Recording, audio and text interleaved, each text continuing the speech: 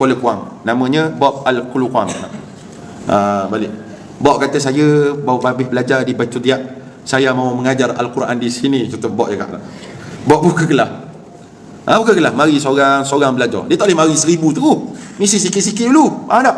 Belajar ni daripada mulut ke mulut, orang bagi tahu bagus Bob tu, badan memang canggih lah tak?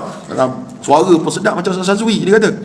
Asal macam Ustaz Zui lah style dia. Tak? Ngaji sedap, ngaji Quran pun bagus. Budak-budak tak ingat, letak bawah ketiak dia. Ingat tu contoh.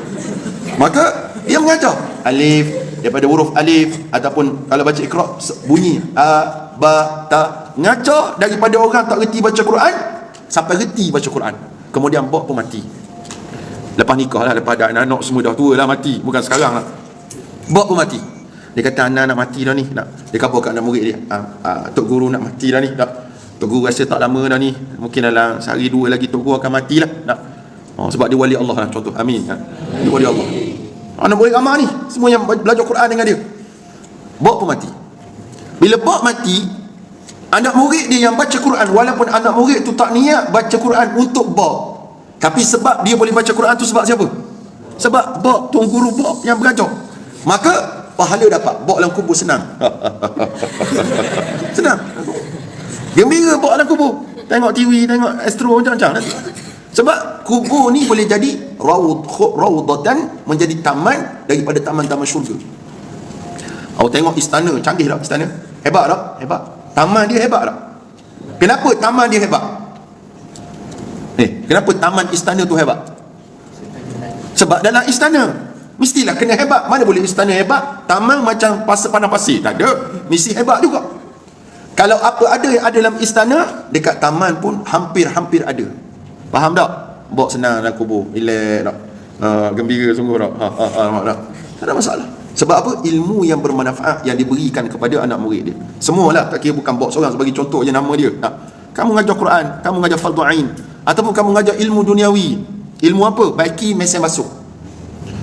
Awak ajar cara baiki mesin basuh, cara buka skru, cara ketuk paku. Semua yang orang guna untuk manfaat kepada agama, kamu dapat pahala.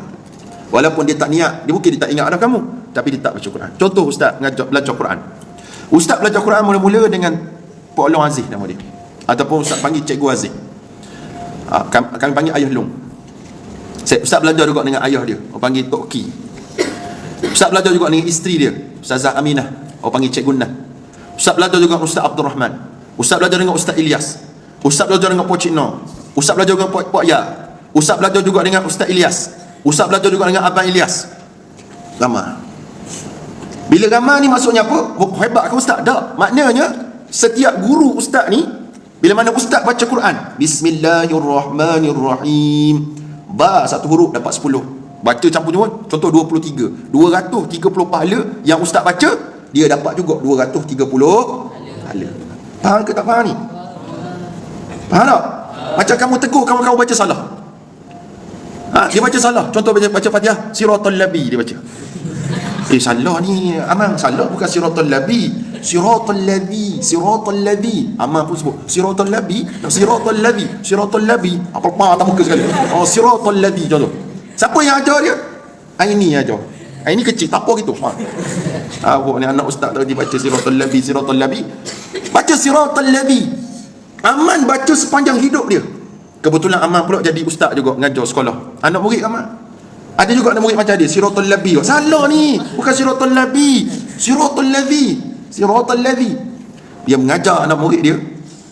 Aman dapat pahala, Aini dapat pahala, yang mengajar Quran Aini dapat pahala. Sampai kata ni panggil multi level marketing akhirat. Multi level marketing akhirat. Jadi apa rugi dia? Jadi guru apa rugi dia? Gaji kecil ustaz, itu rugi dunia akhirat. Itu sebab guru-guru ni pahalanya cukup banyak. Walaupun dia nampak letih ngajar kamu, tapi pahalanya banyak. Ustaz ada seorang kawan ustaz, dia tak jadi ustaz, dia jadi peniaga kat pasar-pasar je. Tapi dia pernah tegur satu kalimah pada ustaz, tapi ustaz lupa dah kalimah apa. Tapi dia pernah tegur ustaz, sebab ustaz salah baca. Sepanjang ustaz baca salah rupanya. Dia tegur. Dia panggil ustaz bak. Kan Bakri kan bak salah membaca tu. Salah mana saya kata? Baca macam ni betul. Dia betulkan ustaz, sampai sekarang ustaz baca betul, dia dapat pahala. Nama kawan satu Zamani Abdul Sani namanya, bukan zaman Islam. Zamani Abdul Sani. Dia tegur ustaz itu. Ustaz betulkan bacaan, dia dapat pahala, siapa sudah dapat pahala. Kalau ustaz mengajar pula anak murid ustaz, ustaz betulkan juga sama macam dia betulkan ustaz, dapat pahala, dapat pahala, dapat pahala. Itu sebab orang balik ke akhirat nanti tiba-tiba tengok pahalanya bertimbun-timbun. Mari mana pahala ni? Rupa-rupanya pahala daripada pengajaran dia kepada orang lain.